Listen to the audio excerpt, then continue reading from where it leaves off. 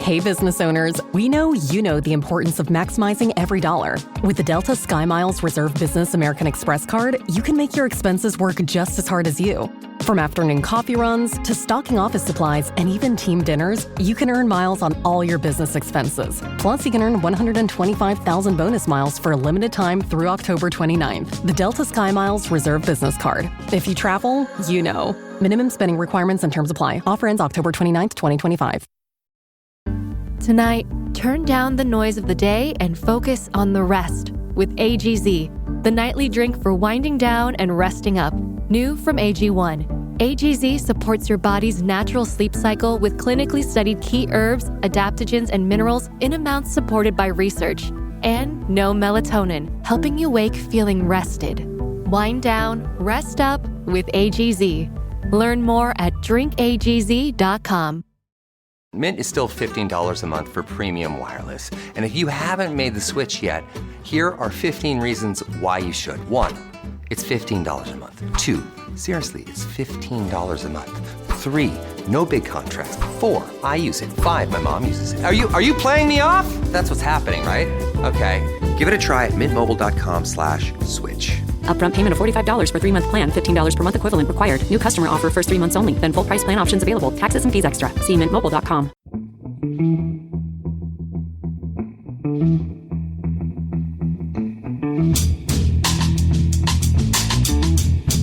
Hello and welcome to The Price of Football, the show that looks at the money behind the beautiful game with me, Kevin Day, and Liverpool University's Kieran Maguire. And if you're wondering why I'm not doing my usual chuckling at Kieran counting me in, it's not because it wasn't funny. It was very funny. It's just because it's 8 o'clock in the morning, basically. I'm so sorry. I realise that to most people listening to this, Kieran, that's a perfectly normal time of day. But after 40 years in my industry, it's not good, Kieran. I say it's 8 o'clock. It's actually 8:15 because in our usual old lady style, we meet at 8 o'clock and we gossip. We do. For 15 minutes. Producer guys' ears will have been burning, won't they? Oh, indeed. So you're in a glamorous, exotic location, Kieran, aren't you? I'm in the Premier Inn in Barnsley, living the dream. And the reason why we're having to record 8 o'clock is, as usual, I'm trying to squeeze 10 pounds of nerdiness into a £2 bag. Such is my life. So I'm in Barnsley now. I'm teaching in London 1 o'clock all afternoon, and then I'm going down to Brighton to see Sleeper later tonight. So that's why we can't record this evening. Wow, you told me the whole day was work related, Kieran. You didn't tell me there was a leisure aspect. It's not leisure. It's going back to my youth. No, it's interesting. It's going back to my 30s, which is that's quite depressing, actually. Yeah, it is a bit depressing, isn't it? Well, if you've got to be back in London by 1 o'clock, Kieran, we better crack on with this news. Yes. You love a Premier Inn, didn't you? Excitingly, the new Travelodges have got bars in. Oh. Yeah, and their policy is to open all night, which is, I think, a mistaken policy for sort of people like me who stay in a Travelodge. I miss the old days. In the old days, the hotel bar would stay open. Well, if you want a drink, sir, then the bar will stay open. Now it's 10 o'clock. You go to bed. Yes. With a couple of miniatures in each pocket. It's a news day, Kim. We have got some news. Would you believe? Sadly, there's a story I really, really hope we would never have to mention again coming up. And we start where we finished last week, virtually on another court case. We discussed last week how increasingly football clubs were taking each other to court. Leeds United and Everton have managed to sort out their disagreement before getting to court. That's right. So last week we spoke that Burnley are putting in for apparently a £50 million claim, certainly an initial £50 claim, going back to 21-22, and when we're in breach of PSR. Everton's penalty wasn't allocated until the following season. Burnley's argument was that the punishment being given in 21-22 then Burnley would have finished above Everton. They wouldn't have been relegated. And we think we mentioned in passing that the clubs could have gone down that route, but chose not to do so, presumably because of legal costs. But it now turns out that Leeds United and Everton have come to an out-of-court settlement. And the reason for this is something we've discussed on many an occasion, that every position in the Premier League is worth money. And I think Leeds ended up with just over £2 million less than Everton this season. Neither club initially appeared to be involved in some form of litigation or some form of discussion, but Leeds have presumably written to Everton and said, hold on, we would have still been relegated, but we would have finished one place higher, and therefore we would have received that extra £2 million. Everton will say, guarantee it, because we might have not signed player X and player Y, therefore we might have actually done better in the table. So what you do is you sort of reach, you might refer to as an insurance settlement. How much would it cost you to solve that particular issue? And there is a lot of precedent of this. Derby County and Middlesbrough, I think that ended up as a £2.7 million settlement. I believe Derby County and Wycombe Wanderers around about £400,000. I think that was the following season when Wycombe were relegated and Derby weren't, and Wycombe said, well, due to their PSR issues not being applied, had they kept within the rules, would have finished lower in the table. And it is a negotiated settlement, so trying to work out just how they arrived at the figures is always somewhat complicated. But I would imagine that Burnley will be interested in this. The fact that Everton, they've not accepted any liability, it's just an agreement between two parties. Could this mean that Burnley don't end up in some form of formal arrangement and they sort it out, be out of court? We wait to see. But increasingly, this looks like there could be very significant implications for Manchester City. Should they lose the 115 charges case, because then you could say there would be a large number of football clubs who said, well, hold on, in that particular year, Manchester City won the Premier League. We were runners-up, so therefore we missed out on bonuses from our sponsors. Or we finished fifth, and had Manchester City not had that fiscal advantage, which of course they are innocent of until proven otherwise, we feel we would have qualified for the Champions League and we would have lost out on this. So the 115 charges is not the end to the Manchester City issue, unless Manchester City successfully defend their position. I think it could open up a huge can of legal worms, and it will drag on for years after year. A very good friend of mine is a lawyer, Kieran. I may refer to him as a legal worm from now on. I mean, the implications, as you say, I mean, initially, for those of us who aren't lawyers, you say Everton will have accepted no liability, but it's hard for an outsider not to think, well, if they've settled, that kind of implies liability in a way, doesn't it? If they've gone, all right, then we're going to give you some money.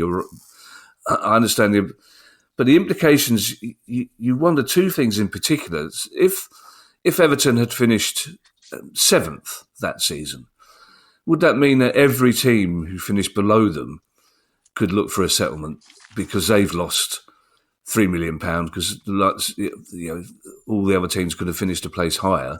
So you've got 12, 13, 14 teams going, we want some money from Everton. And also in terms of the Man City one, and you mentioned bonuses, but could you get, say a very high net worth footballer, let's say Harry Kane, for example, was still at Tottenham and could afford the best lawyers in the world, and Tottenham had finished runners-up in the Premier League, instead of champions because of Man City's actions, if they're found guilty, then Harry Kane is missing out potentially on a huge amount of bonuses for winning the Premier League. Well, you imagine his contract would have, he could possibly be on an extra £10 million. So could an individual player then take a club to court because he lost out on bonuses? It's almost never-ending, the possibilities for legal action here. Or it's great that they've settled out of court, but it's still legal action. So it seems to me that there are so many people who do have a dog in the fight who think, oh, well, okay, if clubs are willing to settle, we might as well give it a go. Yes, I think there are huge potential ripple effects of this. Just sort of going through your issues one by one. Sometimes people will reach an out-of-court settlement because they realise that the litigation costs would be so high that everybody loses, with the exception of the lawyers. So therefore, it's and we quite often see this. This is how long the court case is going to take. This is how much it's going to. And you say, let's just sort it out now. Nobody accepts any guilt. We pay our lawyers what's on the clock to date. You pay your lawyers, and we'll give you X. You work out that everybody's better off. So that's why there isn't an issue of guilt. Going back to your second point, as far as Everton, let's assume that Everton had finished seventh. It wouldn't have been every club, but remember, Everton were given a 6 points deduction the following season. So every club that was within a 6 point range of Everton could say, well, there wouldn't have been all 14 clubs, but it could have been 4 or 5. And I think that the only reason why the other club that was relegated that season, which I think was that Southampton, was that even with a 6 point deduction, Everton would have finished above them. So therefore, there was no benefit in Southampton probably pursuing that. So that's how sort of the mindset works. I think you raise a very valid point, and this is something where I'm aware that players will have spoken to their representative. There will have been discussions already taking place. Ken Bates famously used to moan about, I think it was Ruud Gullit, was only interested in the netto position, i.e. how much am I going to earn in terms of cash going into my bank account at the end of every month. Wasn't interested in his gross salary. I think players are perfectly entitled to say that should, and this will be an iterative process. Should there be a case against Manchester City? Assuming that Manchester City have lost a case, we've got absolutely no evidence. Then let's say that Spurs get an extra £25 million as a result of a settlement. That's when the players will go, well, hold on, you shouldn't take all of that gross, because under the arrangements that we're entitled to X per point or X per position, and therefore a proportion of the money that's going to the clubs would presumably have to go to the players. Otherwise, it's not fair on the players. Yeah. Now, Kieran, as you know, because I've moaned about this to you, I've got the hump with BBC Sport at the moment, in particular Match of the Day and Match of the Day 2, because I think their coverage of Palace recently has been shabby, verging on shameful. I've made my views known to various people, and my views have been ignored by those people. Having said, I still love the BBC, and BBC Sport journalists have done a fantastic undercover job, Kieran, to bring us a story that I think we all suspected, you in particular, about Premier League tickets. Yes. If you are unable to attend a match, a football fan, there are a variety of routes that you can go down. Increasingly, it is difficult for you to say your neighbour, to a relative, to a friend, something's cropped up today, can't make the match, you take my ticket. Go. The clubs are saying, oh, T's and C's, if you check them. And also there's security issues, which I think is complete hogwash, because there's people turning up to buy a ticket at, say, Burton Albion or Mansfield. You can still buy tickets on the day at some grounds, but let's just set aside a particular issue. What some clubs do is that they have a ticket exchange, and they will resell the ticket on your behalf. Some clubs operate that effectively in-house, and some utilise the authorised resellers. They'll use some like such as Ticketmaster, for example.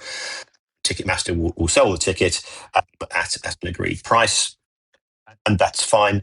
And then there is a third alternative where you use an unauthorised tickets. Now, that's not allowed in the UK.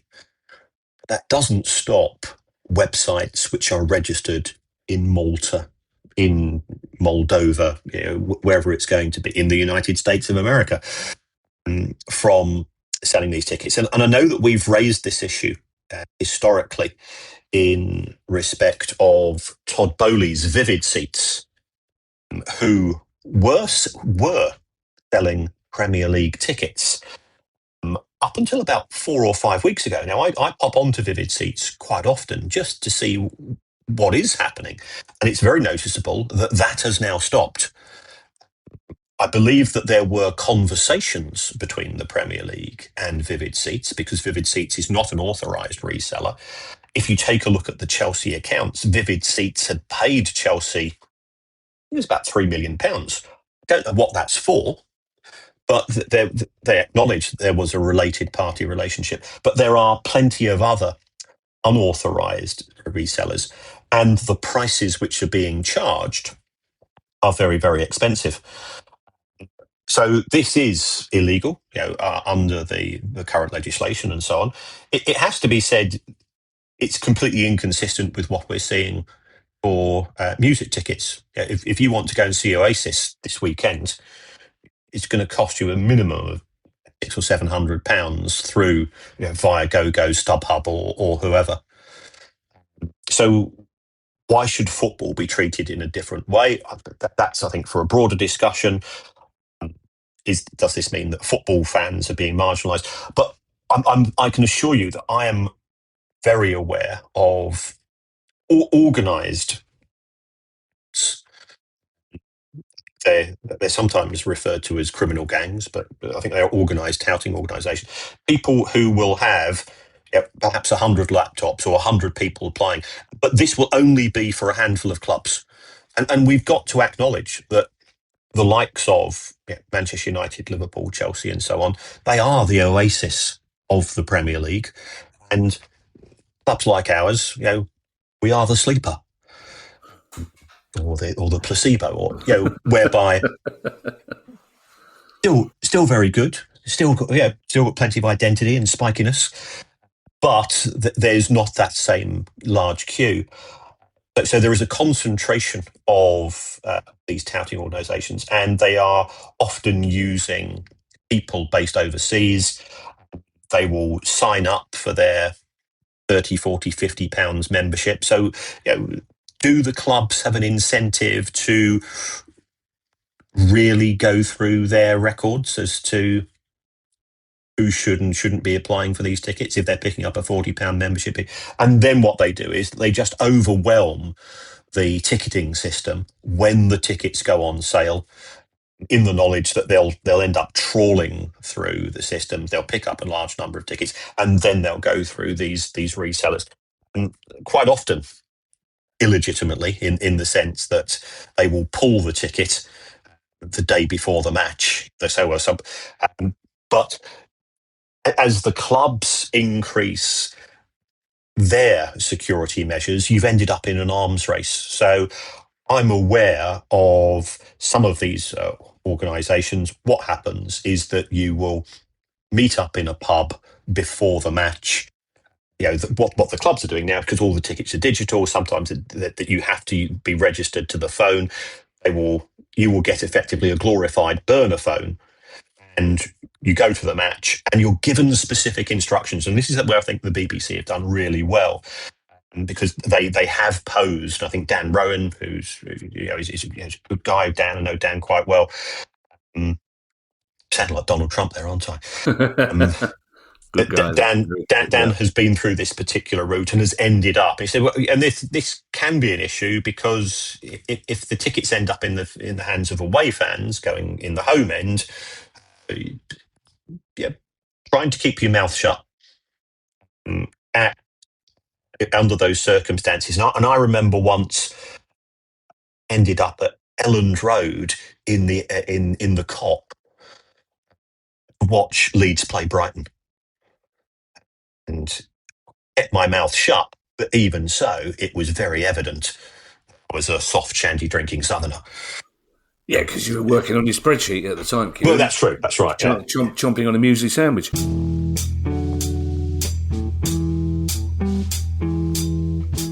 If you've shopped online, chances are you've bought from a business powered by Shopify. You know that purple Shop Pay button you see at checkout, the one that makes buying so incredibly easy? That's Shopify. And there's a reason so many businesses sell with it, because Shopify makes it incredibly easy to start and run your business. Shopify is the commerce platform behind 10% of all e-commerce in the US. Sign up for your $1 per month trial and start selling today at shopify.com/promo. Go to shopify.com/promo. Vitamin Water Zero Sugar has great taste, zero BS, and obviously zero sugar. For those with zero room in their calendar, zero patience for slow walkers, those who get 0 hours of sleep on a Saturday night,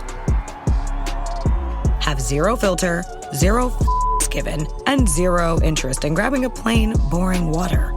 Grab a delicious Vitamin Water Zero Sugar today.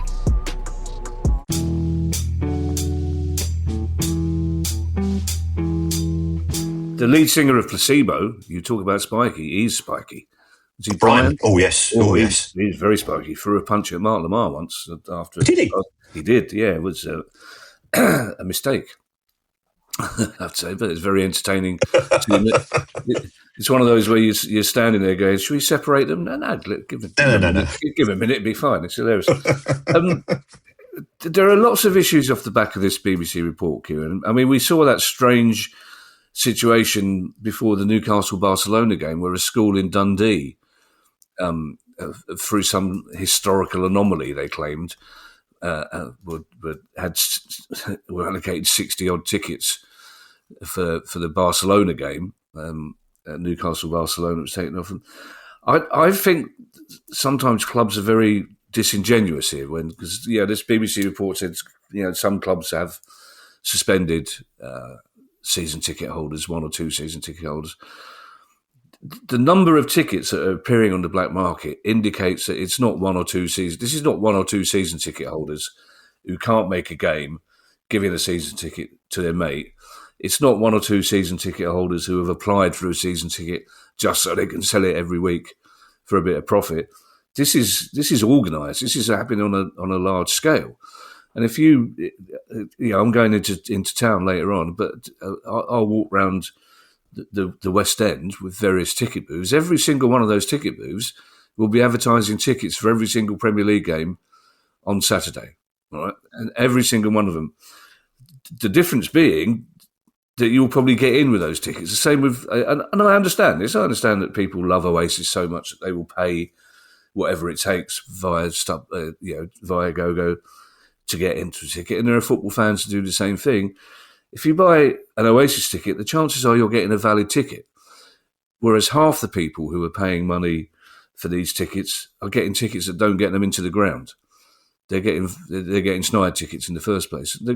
I think I generally believe clubs realise the full nature of this, but are reluctant to take it on, especially in some bigger clubs, because they don't want to accuse their fans of being implicit in this. But clearly some fans are. But clearly these are criminal organisations sorting this out. So it's a much bigger issue than the clubs would have you believe. And I think the security thing is a very valid point, because nobody minds if as occasionally will happen around us at Sellers Park, there'll be a couple of random Scandinavians every now and again who have got that's fine. But increasingly, you're getting away fans in there. And there is an issue, because fans, football fans will love each other very much normally and will have a drink in the pub before and afterwards. But you don't want away fans. And it's dangerous. And that's one of the reasons why it needs to be sorted. And I think one of the things that came across in that BBC report was that clubs are very reluctant to really take full-on action about this. Yes, I've got a lot of sympathy for clubs. It's expensive to do the policing, and let's be honest, I've been at matches on many an occasion whereby you're in the pub till 2:30, even though I don't drink. You wander to the ground, you get there at 2:45, and there's slow progress through the gates, and then somebody starts getting a bit arsy, and there's a bit of pushing and shoving and having a go at the stewards and so on. And you can see it from the security point of view. Some very, very non-existent security checks going into grounds because they're under pressure and they're on minimum wage, and frankly, it's not worth being sworn at by some leery 40 or 50-year-old group of lads. So some of the clubs, to be fair, are taking as many steps as they can, but they are fighting, I think, a losing battle.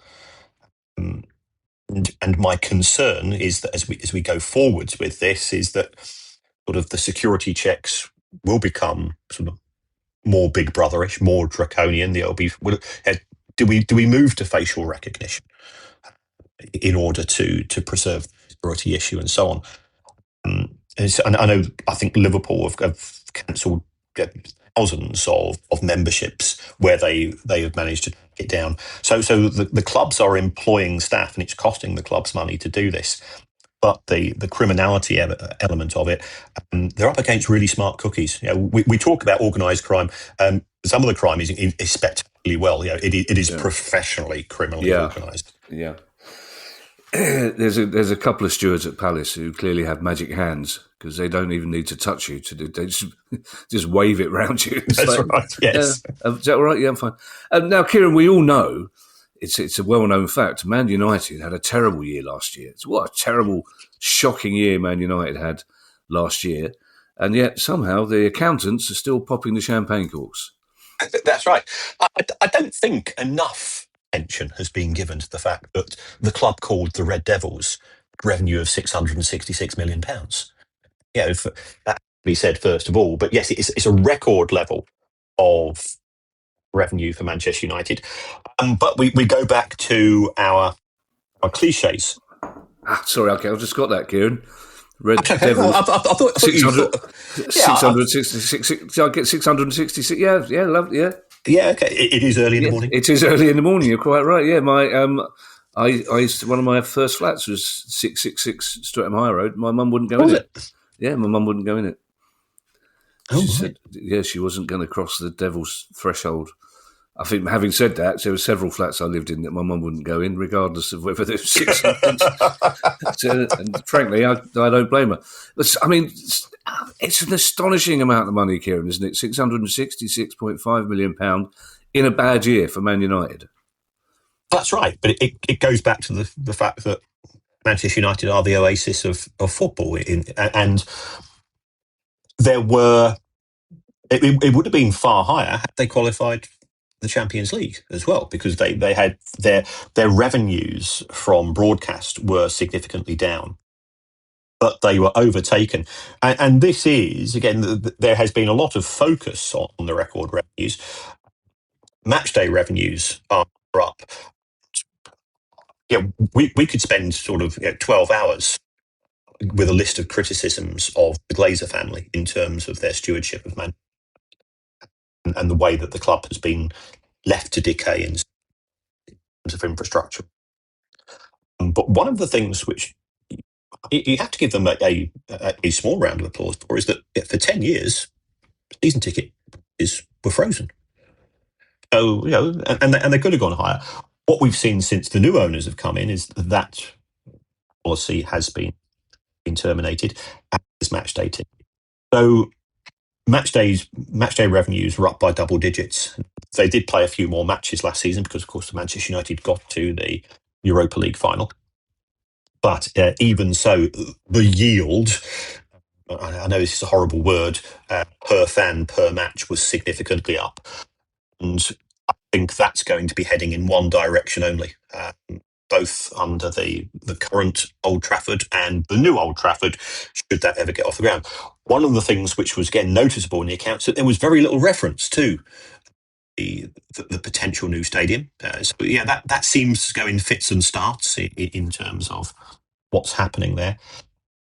We have this saying in the world of finance: revenue is vanity, profit is sanity, cash is reality, and this is not so good. Manchester United, despite being Manchester United, still lost £40 million last season, I think, pre-tax, 30 to £40 million pre-tax, which is a large amount of money. But they did get to the Europa League final. They did have all of those extra at Old Trafford as a result of that. Yet they still can't make a profit.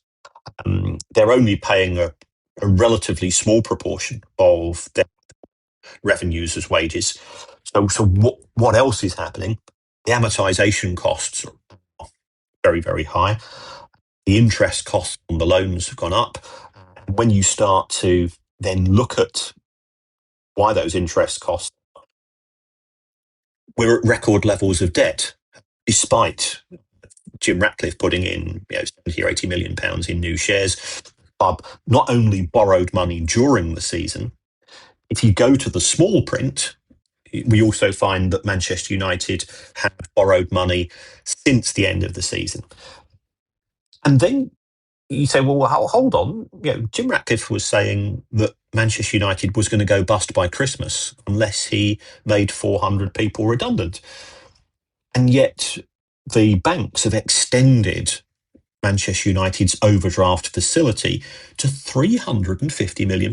If I was a bank manager for a company which had financial distress, the last thing I would be doing would be extending the overdraft facility. So there seems to be a huge inconsistency between what we're getting from Ineos to justify they were there to save the club.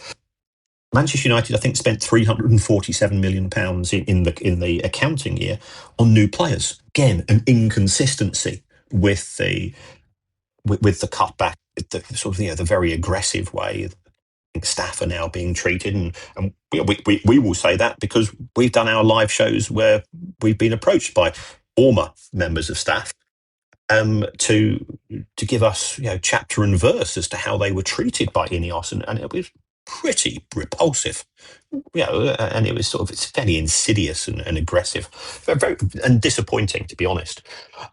So that's where we are. And if you take the money that Manchester United owe for transfers, which is unpaid on instalments, because they plus the debt, it's now exceeded £1 billion. And what have they got to show for that? Because when the Glazers acquired Manchester United, they had next to no transfer debt, and they had cash in the bank. They didn't have any debt whatsoever. In that 20 years, what you've got to show, you've got Bruno Fernandes at present. Other than that, what can you say? Where else have they spent that money well? I know the jury's out on a number of other signings and so on, but I think if Manchester United fans would say, with the exception of Bruno Fernandes, and I know this isn't a football show, what have we got for all? Can I just clarify something, Kieran? I mean, we've established on this show that my money management is not brilliant. I never fully got over going freelance all those years ago, to be perfectly honest. And every now and again, I'll be paid a sum of money that I've been due for quite some time, and I'll go, great, sorted, that's fantastic. And then 2 weeks later, I go, where's that gone? And you add up where it's gone, and you think, oh Christ, okay, yeah. Well, but are you telling me, Kieran? Are you telling us that off the back of a revenue of £666.5 million, they still didn't make a profit? Yeah, their costs exceeded that. Wages were down considerably, but then, according to the media, Manchester United have 25% bonuses if you qualify for the Champions League, but nothing if you qualify for the Europa League unless you win it. And so wages were down, but amortization was up. The sort of the day-to-day running costs appeared to be up. The interest costs weren't excessive by Manchester United standards, but they still absorbed. And as a result, yes, they lost money. And would that include dividends being paid? No dividends have been paid since Ratcliffe became involved. It's been a hiatus. Oh, okay. Is that a PR measure? I think, to be fair, the dividends were very difficult to justify in the first place, and I don't think Ratcliffe wants the money to go to other shareholders. The Glazers still, they're not selling the big issue just yet, because Joel and Avram and so on, they'll still sell small tranches of shares in Manchester United should they need to raise.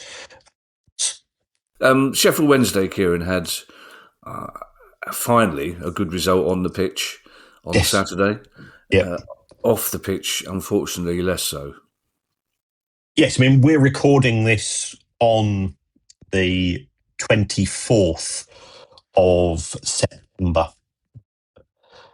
This time next week, things might have happened at Wednesday. So, first of all, the EFL and Sheffield Wednesday fans are giving. Some Sheffield Wednesday fans are giving the EFL a harder. The EFL are constrained by its own constitution, but what the EFL has done is given additional sort of embargoes. This is because of a breach of what they refer to as future financial information. And what do we mean by that? Is that every club is obliged to present to the EFL effectively a budget at the start of the season. And it says, this is the money we think is going to be coming in. This is commitments in terms of wages, in terms of rental costs, in terms of this, that, and the other. And it should remember, of course, that Sheffield Wednesday pay Dejon Chansiri, I think, £2.5 million a year to rent the rickety, dilapidated, poorly invested in stadium that is Hillsborough these days, which is an indictment of his ownership. So it looks like that has not been submitted, or has not been submitted in a professional enough manner to be acceptable to the bean counters at the EFL. They've also been sanctioned for a lack of secure funding. And what this effectively means, is my understanding, is that if a club is anticipated at making a loss, which is every club in the Championship, then who's going to plug that gap? And normally it's the owner says, yeah, okay, I'll put in the 10 million, I'll put in the 20 million. And it would appear that Mr. Chansiri has not given those guarantees, and as a result, the club is facing further sanctions. The reason why I say I'm concerned about the end of this month is that I think employees have not been guaranteed their wages. And now this could be people panicking, people putting 2 and 2 together and getting 5, but Sheffield Wednesday have a poor record when it comes to paying people on time. So there are already concerns about that. And in addition to that, Sheffield Wednesday have a loan from a company called New Avenue Projects, and I think it's around about £7 million. Now, that loan is due for repayment at the end of September. And what has happened historically is that the lender, it's Mr. Weiss, is connected to New Avenue Projects. What he's tended to do is to say, I'll just roll over the loan. There is a feeling that that might not be the case at the end of this September. And then we've got a problem, because if you can't pay the payroll, and the payroll at Sheffield Wednesday is £1 million a month, then how on earth are you going to go and find £7.4 million to repay a loan? So chickens are very much coming home to roost. There's nothing coming out from the club itself, because Chansiri operates in a vacuum. There's no other directors as such, from what we can see. He seems to be reluctant to take advice. He disappears, doesn't reply to emails, he's difficult to contact. We are reaching crisis point as far as the club is concerned. If the loan can't be repaid, I think New Avenue Projects have some form of security over Hillsborough. Are they going to trigger that in order to protect the club? Does the club go into administration? There are lots of potential ramifications and implications here, none of which are good. The owner has failed the football club and has failed the...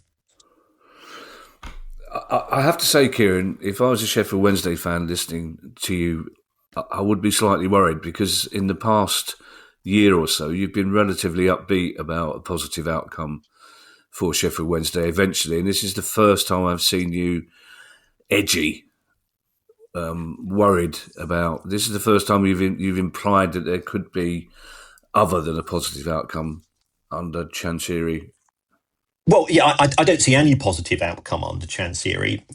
I mean, Chancery is the problem. The solution is a Chancery-free Sheffield Wednesday. Going into administration is not good. People say, well, yeah, we'll get rid of the owner. It means a 15-point deduction. It means that people will be made redundant. It will mean that local suppliers who have given Sheffield Wednesday extended credit because they're owls themselves and they love the club, and therefore they've provided goods and services which they wouldn't have done to another customer. But hey, it's Wednesday. And they stand to lose out because under the EFL rules, they'll realistically they'll either only get 25%, or the new owner comes in and says, right, we've got a 15-point deduction, we've only got 4 points to date. We're convinced we're going to go down this season, and they don't even pay the 25% to the unsecured, and they just take another points deduction on exit from administration, because if you do the sums, it could be slightly more worthwhile if you think that you're guaranteed to go down. So it's all from, on a personal level. These people, you do it's pretty grim. I come from an insolvency background. I've had to have meetings with employees. I appreciate it's a long time ago. I know how it impacted upon. It's the small local suppliers that you are concerned about. Yes, we'll get rid of Chancery, which would be a positive, and Sheffield Wednesday, proud old football club, and the most important thing in many regards is that the club is preserved, which I am 99.99% will be the case, because somebody will want to buy Sheffield, but the downsides don't help. They don't seem to be falling over themselves to buy Sheffield Wednesday at the moment, is my worry. Just one more thing on this, Kieran. Should the worst come to the worst and Wednesday do go into administration, where would that leave the repayment of that £7.6 million loan? Well, that would have to be set, because it's a secured piece of lending. That would have to be settled. So 100% of that would have to be repaid, if possible, from the sale of the football club.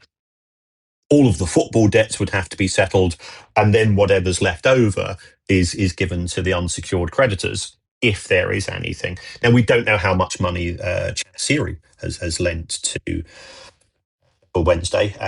Mel Morris at Derby, I know he's not popular with Derby fans, to be fair to Mel Morris, he wrote off all of the money that was owed to him by the football club in order to ensure that they were able to pay everybody else 25%. I'm not sure that Chancery is as benevolent. It's slightly depressing to learn that the investment bank who lent £7.6 million will get their money back, but the bloke who prints the programmes, it doesn't. And talking of depressing, Kieran, this next story involving Cardiff City, it's just distressed to me that this story's back again. So I'm going to ask you simply to report the fact of this story, Kieran, and then we can move on, really. Yes. I think a resolution of the dispute between Cardiff and the French club not following the death of a young man who is now being treated a commodity in terms of the loss of his life. Cardiff had a court case, and let's be honest, from a legal position, from a governance position, from a fiduciary duty position, I absolutely understand why they are doing what they're doing. I think some of the comments which have come out historically, and to be fair to both clubs, they seem to be sort of not saying more in order to score points. The hearing was supposed to be taking place at the start of this month, on the 22nd, but it's now been adjourned for a further 3 to 4 months because they've not managed to gather enough evidence from one of the parties. If you can't gather enough evidence in 2 or 3 years, then what on earth are you doing? it's distressing because the family and the friends of this young man who have lost a person that they love, they're having to live through this.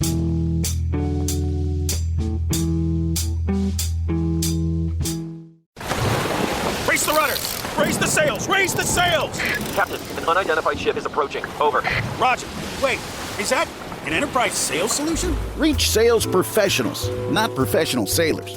With LinkedIn ads, you can target the right people by industry, job title, and more. Start converting your B2B audience today. Spend $250 on your first campaign and get a free $250 credit for the next one.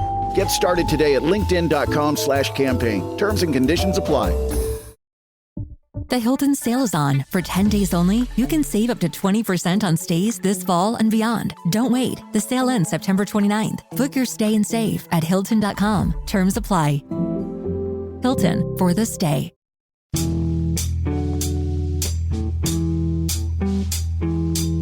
Distressing doesn't cover it, Kieran. I mean, if you were the family and friends of Emiliano Sala, the fact that you can't just leave this behind you because this is dragging on forever. It's just annoying. We spoke only a minute ago, Kieran, about the fact that Man United couldn't turn £666.5 million into profit, but there is a big club north of the border who show that you can actually post a bit of profit. Yes, and Celtic have posted a profit for the 10th time in 12 years. One of the years in which they made a loss was a COVID year, and given the fact that Celtic sell out Celtic Park every week, you can understand why they made a loss. So Celtic are a fantastically well-run business. They made a profit of £34 million after tax in 24-25. But we were talking only a week ago about the rather unusual press release, which I think was put out at something like at 8 o'clock on a Saturday night, where Celtic were blaming everybody apart from themselves for the failure to qualify for the Champions League. And I think fans were very disappointed, and fans were disappointed in the recruitment over the course of this summer. Brendan Rodgers had been, I think, quite vocal in terms of his frustrations. And, the club was saying, it's all to do with UEFA.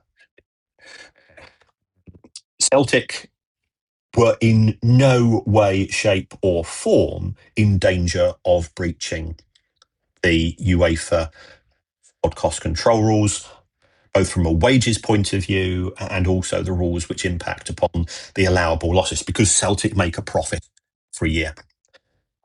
So yes, that they've done extremely well. Record revenues, £134 million. That was on the back of qualifying for the Champions League in 24-25. They did okay. They were really close to making progress into the knockouts. Knocked out by Bayern Munich, and it was a close run thing.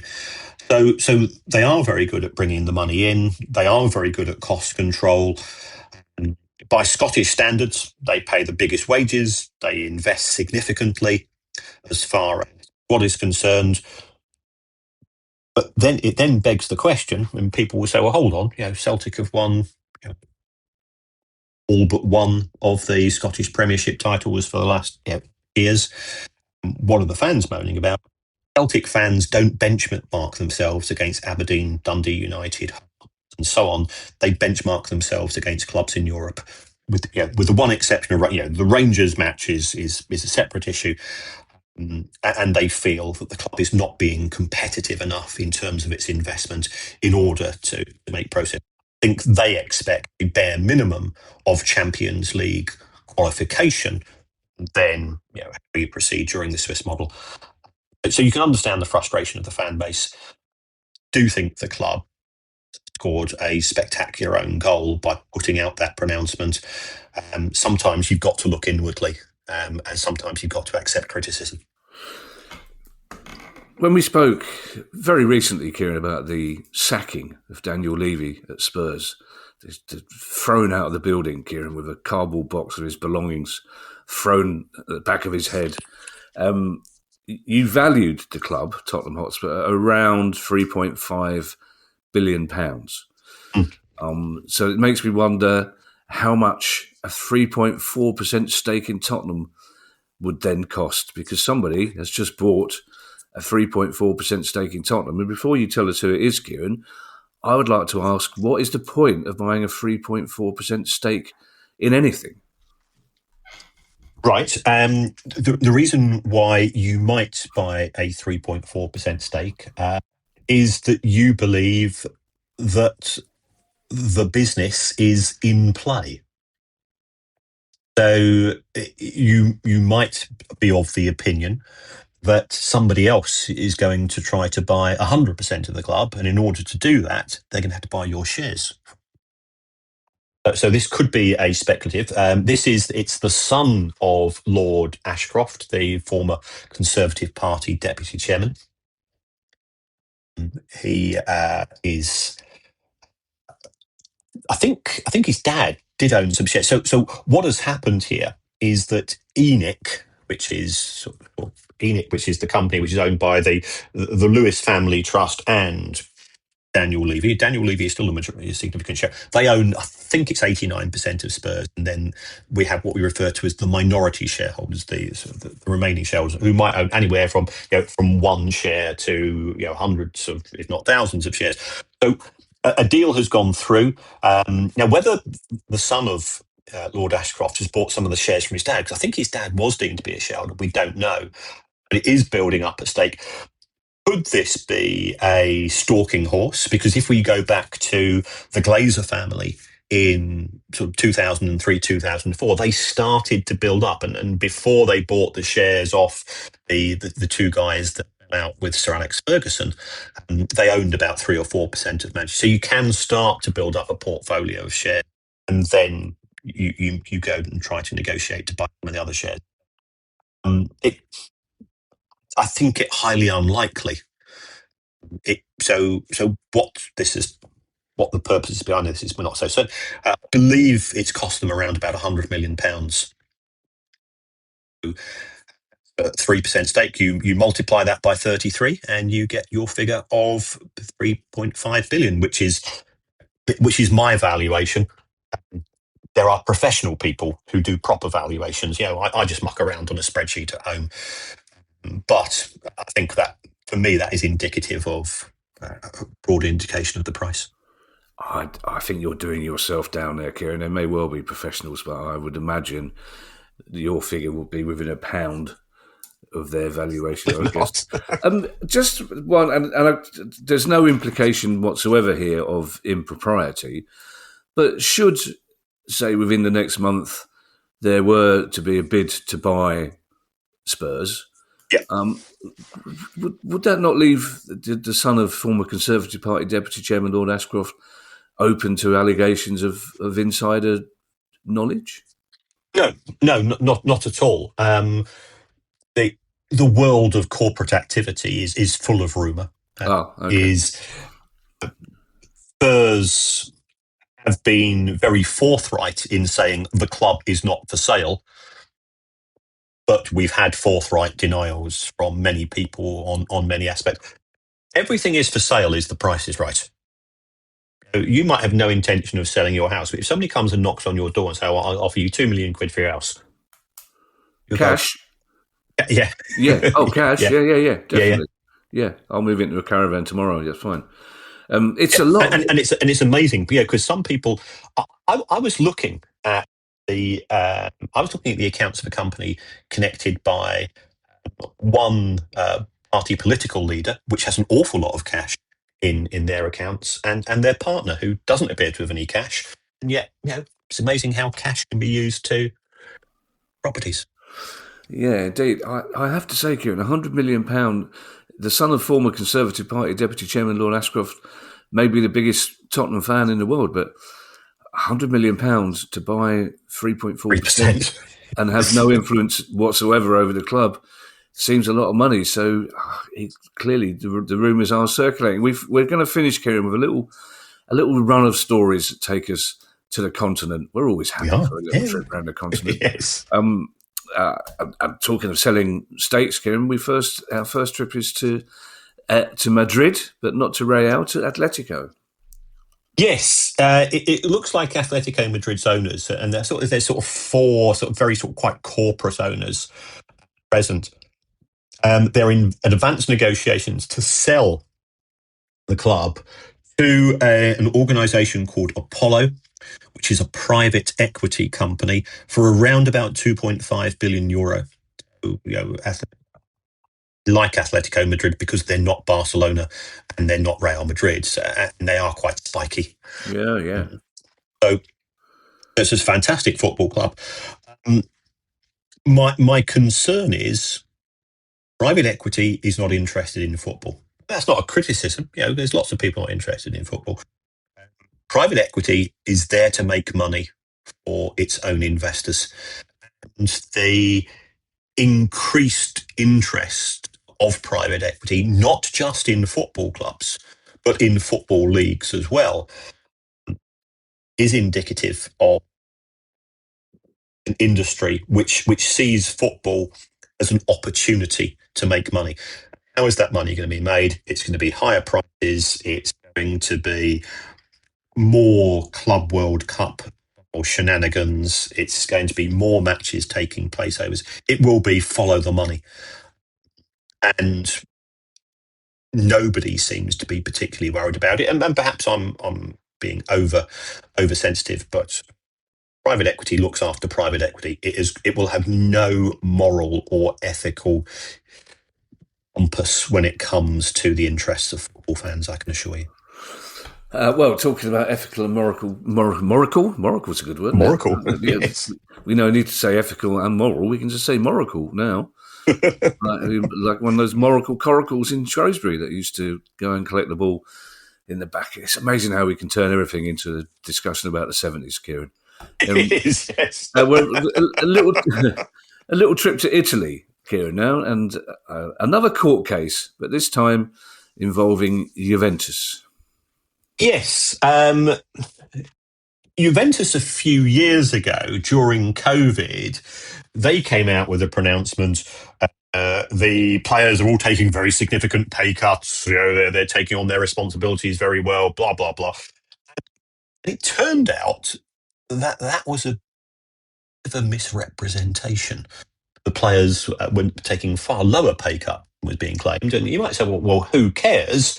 Juventus is traded on the Italian stock exchange. So when a club makes a public pronouncement, as an investor, I'm saying, well, okay, if let's say they said we're taking a 25% pay cut, I go through my sums, I do my valuation. Should I buy more shares? Should I hold my shares? Should I sell my shares? You do that in good faith. And this is one of the issues I've also had with Jim Ratcliffe's comments about Manchester United was about to go bust Christmas. That is price-sensitive information. That really should not come from somebody in a high position.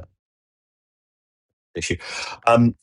So what happened was that when it came to pass that Juventus hadn't done what they claimed to do, the chairman Andrea Agnelli of Super League fame, the godfather of Kieran, the guy from UEFA. Yeah, they were tight, and then they weren't. I think it's fairly to say, because he didn't say anything at all about Super League. And Pavel Nedved, we're old enough to remember him as a player. He is now a board member. They've settled out of court, effectively a plea bargain. Again, this goes back, what is a plea bargain? I think they were due to serve 20 months and 14 months, respectively, for these false claims and the subsequent accounting of these claims. But for white-collar crime, and I know this is sort of a cliched old saying, white collar, but for a case like this, Italian law does allow you to, I might say, to buy your way out, avoiding inside, but you can come to an arrangement. I think the club has paid €156,000 as an acknowledgement of its involvement, but neither Mr. Agnelli or Pavel Nedved will be will be in prison. They've got effectively a suspended sentence. They've not acknowledged any guilt. They've just said, not come to court, so we're not guilty.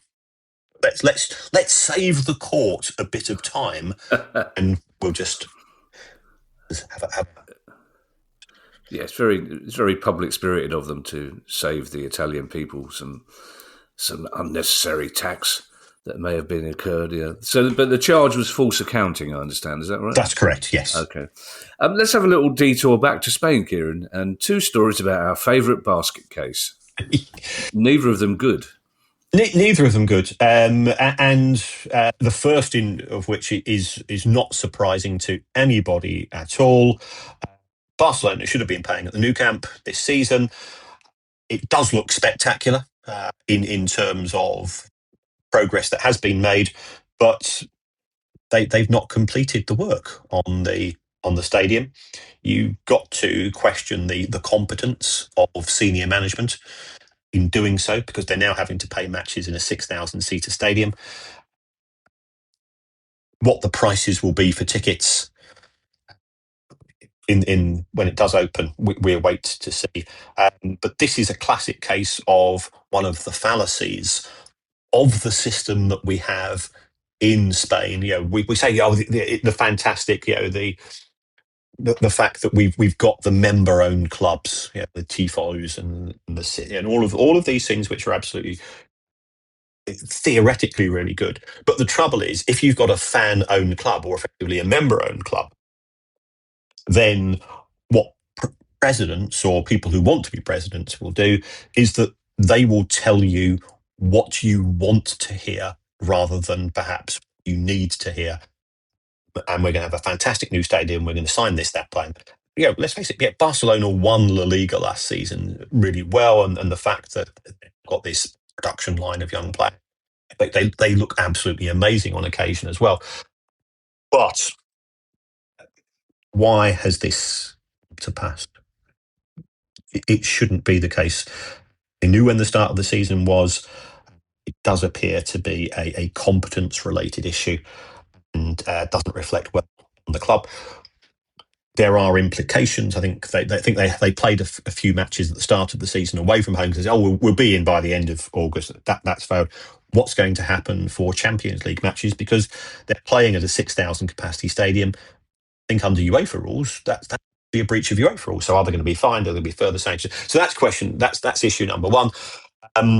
Last Friday, there was a very public announcement from La Liga, who very kindly sent me an invitation to go through their cost control conclusions and the way that it works in Spain. And I understand why it's both good and not good.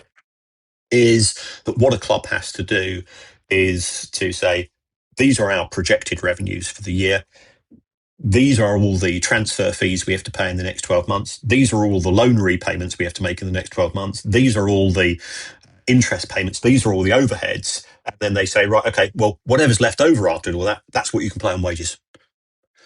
So it does encourage sustainability. The downside of is that it also reinforces the status quo, in the sense that if you are Getafe, if you are Real Betis, you're never going to be in a position to challenge the elite clubs, because once you do those sums, you've got a budget which is a fraction of that of Real Madrid and Barcelona. But because of two things: first of all, the non-opening of the stadium on time. Secondly, we said this at the time: if you indulge in payday loans, it means that you're only getting £51 from the tours of the museum and the stadium and so on in future years. And that will hit Barcelona significantly. At the time, the economic levers were saying, "Oh, well, we're wonderful, we're creative, we're solution." There's no such thing as a free lunch in accounting, I can assure you.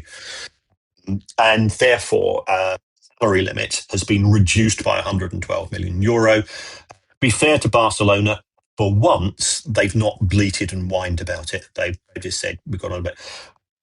One of the implications is that you cannot sign players, or you can sign players, but you cannot register players to play football until you've satisfied the wage limit issue. Have you never had a free luncheon? You must have had a free luncheon. No, I don't have. Because, well, I guess it's a free lunch, but normally somebody's pumping me for information. Yeah, fair point. If you think of the market rate of the information I might have, I'm probably quids out. Oh, okay. I gave a 2-hour talk to a financial organisation 2 days ago. Didn't get a penny for it, but they did give me a bottle of wine, and I don't drink. So, it won't go to waste, though, Kieran, will it? It won't go to waste. True. I just like the idea of somebody saying, "Do you want some apple crumble? How much are Spurs worth?" An apple crumble, me. It's one of the few desserts I can actually make as well. I love a really. Crumble. You've started me off now. Finally, Kieran, we're going to a city where I will actually be going to in a few weeks' time. We're going to Strasbourg, aka Chelsea Junior, who are a very unhappy club. The Athletic used the word civil war about Strasbourg, and certainly a large element of their fan base are particularly unhappy with the club. I think precipitated by Chelsea parading Strasbourg's captain in a Chelsea shirt, even though he's playing for Strasbourg for the rest of this season, but will be signing for Chelsea at the start of next season. That seems to have really angered the Strasbourg fans. But it's not a happy club at the moment, Kieran, is it? It's not. And this is a downside of an MCO, especially when you have an MCO where Strasbourg are a proud club in their own right, and they are being treated as a servant. It's very much a master and servant relationship. So what has happened is that the ultras in the fan base have decided that they're going to kick off. So they have been putting in some fairly robust comments, some fairly robust banners, and you'll sympathise with this, Palace. You like a robust banner yourselves? Oh, we love a robust banner, yeah. Absolutely. And the club has pushed back by taking away some of the benefits that it gave to the UB90 ultras. Yeah. You and I are both old enough to remember UB40 from our periods of unemployment in the early 1980s. I don't think the two are connected. And that means they're going to restrict access from the ultras to certain parts of the ground. You're going to have to have named tickets, so there's going to be increased security. Pre-match and post-match benefits have gone. Being able to buy blocks of tickets for the ultras, I think that's going as well. So clearly it's pistols of dawn as far as both of these parties are concerned.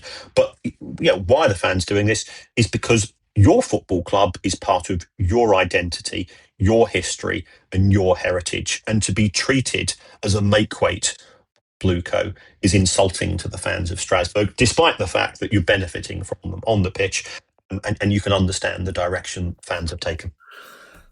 We've discussed this before, Kieran, so there's no point going over old ground, but the only club that benefits from a multi-club organisation is the big club in the multi-club organisation. It's as simple as that. Multi-club organisations are set up to the benefit of one. They can argue till they're light blue in the face about the benefits, of sharing accounting and sharing sponsorship left, right and centre. Chelsea are the beneficiaries of the MCO. Strasbourg will get nothing out of it. Maybe some reduced admin costs, but it's essentially... It doesn't seem to occur to the owners of the bigger club to think about the feelings. They all go, we're all under one umbrella. As soon as the rain starts, you're going to get booted out from that umbrella. Basically, it's just, I hate the idea of MCOs. I really do. Don't forget, you can now join our Price of Football Club, where you'll get ad-free listening, bonus episodes, more talk about the 1970s, all sorts of extra things. And just go to priceoffootball.com and click on Join the Club to sign up today. If you have a question you'd like answered on the show, email us at questions@priceoffootball.com. Don't forget you can follow us on Twitter X and find us on YouTube. And if you'd like to buy our book, you can find details on our website, priceoffootball.com. Kieran's got a train to catch, so I won't even hand you over to Mr. Kieran Maguire for his customary farewell. I will just say that we'll be back on Tuesday with our next questions pod. Bye, everybody. The Price of Football.